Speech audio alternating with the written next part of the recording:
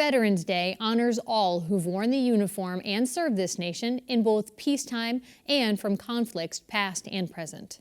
The National Association of Black Veterans recently held its annual Vietnam Veterans Memorial event in Springfield, and Carolee McGrath sat down with Tony Bass, a commander of the local chapter and a Vietnam-era veteran, to discuss the organization's work to support both veterans and their families. The organization was started at the end of Vietnam War, just about.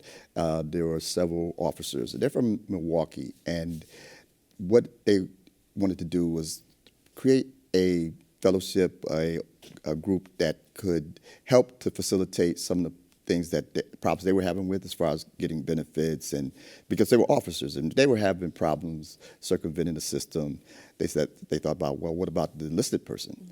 So they advocated for veterans' rights. They formed an organization and became known as the National Association for Black Veterans.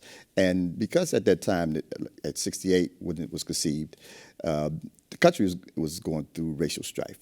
And so Black veterans were facing both the adversity at home, with going through civil rights, as well as being Vietnam veterans in an unpopular war. But Vietnam was the first integrated war, so all veterans were really being demonized for being part of what society thought was an unjust war at the time. So as over the years, the organization continued to evolve and develop more chapters and members throughout the country. And because even to this day, we're still advocating for veterans' rights, everything from Agent Orange, that occurred during Vietnam, all the way up, and including some of the conditions that emanate from that. PTSD, for instance. As a matter of fact, right now there's a House bill in the House of the state legislature. It's H1701, and it's a bill that is intended to do exploratory research on PTSD, and looking at what resources may be needed to help agencies to deal with that condition. PTSD is not exclusive to veterans, but they are abnormally afflicted because of what veterans go through, especially in combat situations. And what you would have seen. And I know that you're a Marine, yes, and you've served in Vietnam. Thank you for your service. Oh, you're welcome. And I know that we just had a commemoration recently in yes, Springfield at the memorial. Tell us a little bit about that. It's something we do every year. It's a memorial and honorarium, or should I say a ceremony, for 5 men whose names are engraved on a monument there. And they were killed during the Vietnam War, back to back, during the height of the war between '67 and '68. And a gentleman by the name of Skip Williams, one of the men that was killed, the first one, was a very dear friend of his. And all these men were from the Winchester Square at the time, called Winchester Square, which is now Mason Square. And they were all from the neighborhood. And so he always wanted to remember them. So he thought the best way to do it was to erect a monument for them. So there's 5 men whose names are on that stone.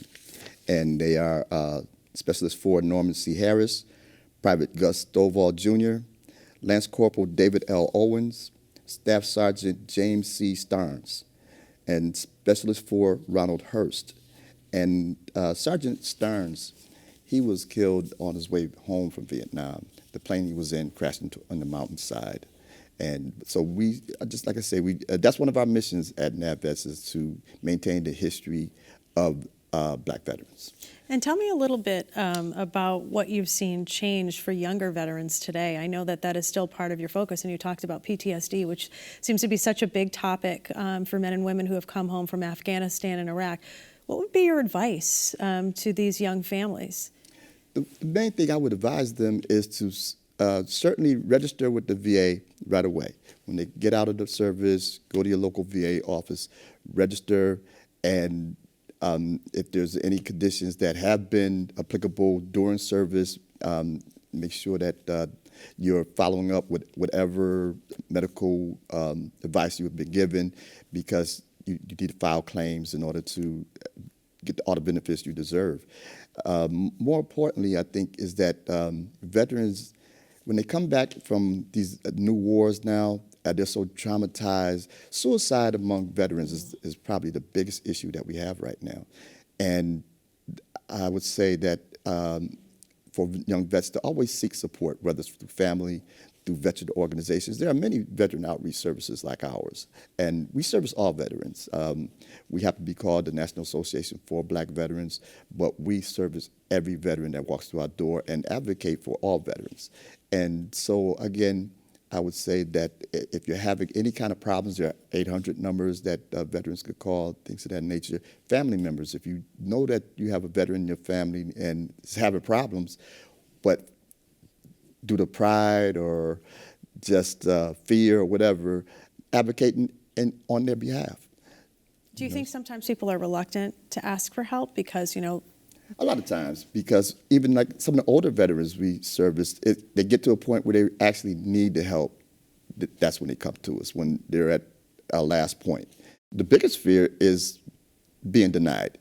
And I think that that's one thing that I would ask tell any veteran, regardless, come see us, go to any other outreach service, talk to them.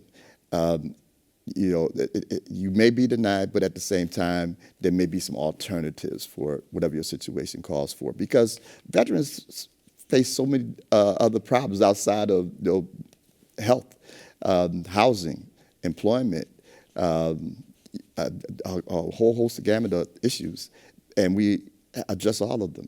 And so we don't, per se, have the remedy, but we have connections to other agencies that can help them.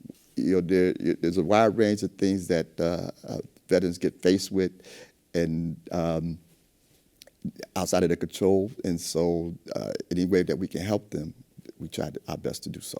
Tell me a little bit about your involvement with PAMUSA here in Springfield, the Pan-African Historical Museum. My primary involvement is I perform the history of the military for what we call the Underground Railroad.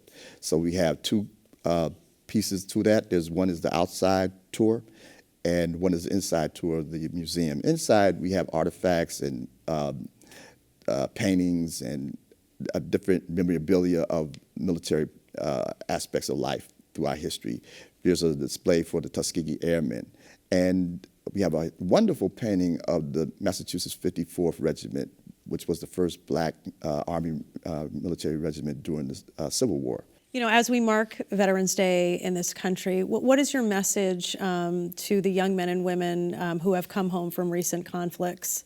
All I would say to them is to participate in all veteran activities. The annual Veteran Parade is every year on November 11th, and certainly we ask them to participate, and most of all, more than anything, help another veteran.